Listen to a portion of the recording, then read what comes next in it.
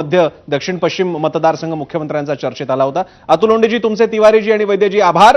आपण आता नागपूरवरनं थेट न झालेल्या शक्तीपीठ मार्गावरनं येऊया कोल्हापूरकडे आणि त्यासाठी गेस्ट सेंटरला आपल्यासोबत आलेले आहेत सतेज पाटील कोल्हापूरचे, त्यांचं सुद्धा स्वागत करूया।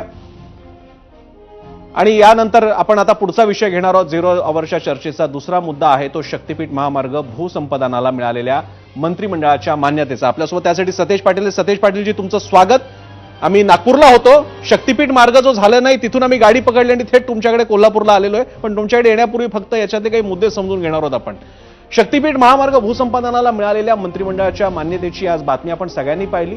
कोल्हापूरच्या शेतकऱ्यांनी विरोध केल्यानंतर विधानसभा निवडणुकीच्या आधी भूसंपादन थांबवलं होतं, मात्र आज पुन्हा एकदा भूसंपादन मंत्रिमंडळाला या भूसंपादनाला या बैठकीमध्ये मान्यता देण्यात आलेली आहे आणि त्यानंतर आता पुन्हा एकदा विरोध सुरू झालेला आहे। तुम्ही आता जो मॅप बघताय तो शक्तीपीठ महामार्गाचा प्रस्तावित आराखडा आहे आणि असा हा शक्तीपीठ महामार्ग होणार आहे विदर्भापासून, नागपूरपासून खाली थेट गोवा बॉर्डर महाराष्ट्राची तिथपर्यंत जातो आणि याच्यातल्या अनेक जिल्ह्यांमधला विरोध होणारे काही भाग आहेत। त्याच्यामध्ये धाराशिव, नांदेडमध्ये काही प्रमाणात, सोलापूरमध्ये काही प्रमाणात, सांगलीपेक्षा कोल्हापूरमध्ये मोठ्या प्रमाणात याला विरोध होतोय आणि हीच चर्चा आपण पुढे घेऊन जाणार आहोत। यासाठी बोलण्याकरता आपल्यासोबत सतेज पाटील। मी पुन्हा एकदा गेस्ट सेंटरला जातो। सतेज पाटीलजी, इतका विरोध असताना सुद्धा आज मंत्रिमंडळानं थेट निर्णय घेतलेला आहे, आपली पहिली प्रतिक्रिया। हॅलो, बोला सतेज पाटीलजी, बोला, मी ऐकतो। हॅलो, बोलतोय, बोला। नमस्कार। नमस्कार, बोला। नाही, मुळात लोकसभेच्या आधीपासून ज्यावेळी हा प्रोजेक्ट आला त्यापासून या 12 जिल्ह्यातल्या लोकांचा याला विरोध होता, कारण की एक्झिस्टिंग रस्ते इथं आहेत। विशेष करून रत्नागिरी नागपूर हायवे हा या रस्त्याला पॅरलल रस्ता आहे, त्यामुळे ह्याची आवश्यकता नाही असं आमचं मत आहे। मुळात विकासाला कुठलाही विरोध शेतकऱ्यांचा नाही आहे, परंतु जो गरज नसलेला विकास कशासाठी करता हा प्रश्न आहे। बरं, आणि 86,000 कोटी रुपये खर्च करून नेमका याचा फायदा कुणाला होणार आहे? म्हणजे आज ज्या पद्धतीनं गोव्याला पोहोचण्यासाठी हा रस्ता कशासाठी पाहिजे हा एक महत्वाचा विषय त्या ठिकाणी आहे।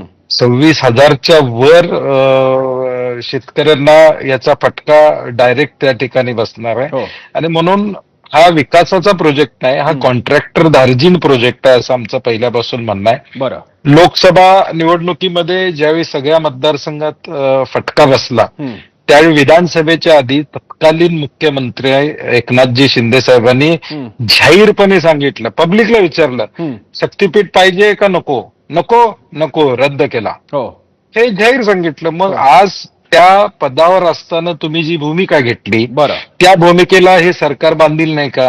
म्हणजे त्यावेळी अधिसूचना कोल्हापूरपुरती तुम्ही रद्द केली, आमची त्यावेळी मागणी होती ही 12 जिल्ह्याचा विषय सगळीकडची रद्द करा, परंतु कदाचित कोल्हापूरचा राजकीय दबाव जास्त असेल त्यावेळच्या महायुतीतल्या लोकांचं, त्यामुळे कदाचित ती फक्त कोल्हापूरपुरती रद्द केली। म्हणून आता देखील आमची ठाम भूमिका आहे, आम्ही विकासाच्या विरुद्ध नाही आहोत, शेतकरी विकासाच्या विरुद्ध नाही आहे। शेतकऱ्यांना आजपर्यंत धरणासाठी जागा दिलेली आहे, रस्त्यासाठी जागा दिलेली आहे, त्यामुळे गरज नसलेला रस्ता नको अशी आमची भूमिका आहे। सतेज पाटीलजी, तुम्ही राज आपल्यासोबत केशव उपाध्ये, भाजपचे मुख्य प्रवक्ते, माध्यम संयोजन प्रमुख आहेत आपल्यासोबत।